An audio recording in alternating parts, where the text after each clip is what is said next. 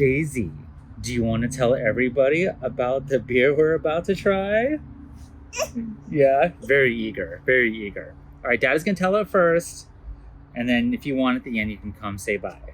Today, I'm tasting a beer that was a runoff from another beer. I made one beer that was focused on something else and made another beer from it. It's great to do. I do 2-gallon batches almost always now. Before I was doing 1-gallon batches, but it's great because I can do one and split and have two. This one is a runoff from the West Veteran 12 clone attempt I made, a Belgian Dark Strong Ale. The recipe for that was like 2% chocolate malt, 3% special B. I think there's Caramunich in there. I don't know the percent, like 8%, I think. And then 2-row. I will link that video and the recipe in the description below so you can see that if you want. I did add some candy dark syrup at flameout and at high krausen. But that was for the West Veteran 12 one was high krausen. Let's show some clips and kind of see where I got to doing this.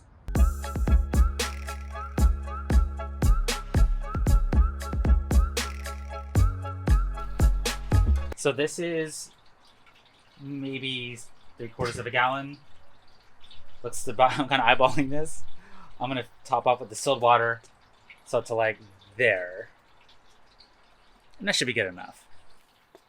I will take a gravity reading, don't worry. I have more too. I can always just retop off, dilute a little bit, retop off to get it to around 1060.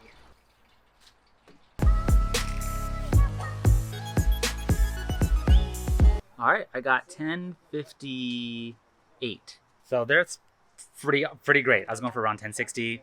I wasn't really very specific with it. I just wanted something I could ferment with and be somewhat of a porter stoutish sort of thing. So that's good. All right, Jason, tell the folks what it tastes like. Welcome back. And the yeast I used was this American Ale yeast BRY 97, American West Coast Ale yeast. For the West Veteran 12 one, at high krausen, I added some more candy syrup. For the porter one, I just kind of let it ferment and do its thing. By kind of, I mean that's what I did. Let's get right to it. So I'm calling this a porter. Not sure what exactly it is. A little lower on the carbonation, but looks, decent enough to style. Let's get to it. Smells kind of nice, slightly watery in the smell maybe. You know how you kind of like, well, in my opinion, Guinnesses can have a little wateriness to them. And it smells kind of like that. Sometimes Guinnesses smell like pennies to me. That has that a little bit to it. No offense to Guinness. But I'm getting a little roast and a little bit of ashiness coming out too. It's pretty nice. Taste is pretty clean. This might be a little bit of a weird phenolic-y thing happening in there. And by phenolic, I mean like, not rubber, but maybe slight contamination.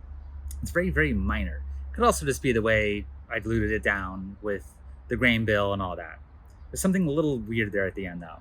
Other than that, it's nice. It's pretty crushable. A little watery in the taste, but just a little bit. But like something you could still crush on a hot day. Slight ash at the end, maybe a little chocolate coming through.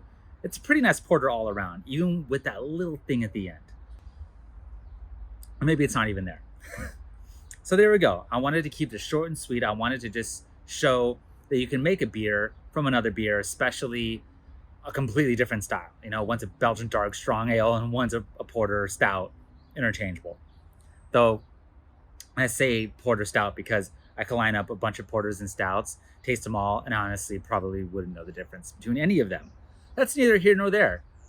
And those who even want to do like pull off a gallon from a 5-gallon batch, you have 4 gallons of a beer still, and you have 1 gallon to play with.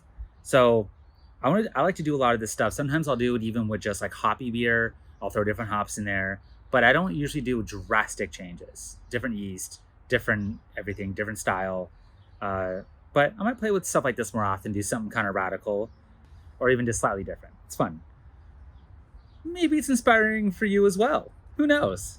All right, Daisy, you want to say bye? All right, Daisy, say bye-bye. Bye-bye, everybody. See you next time.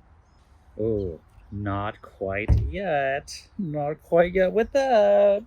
I know you want it so bad.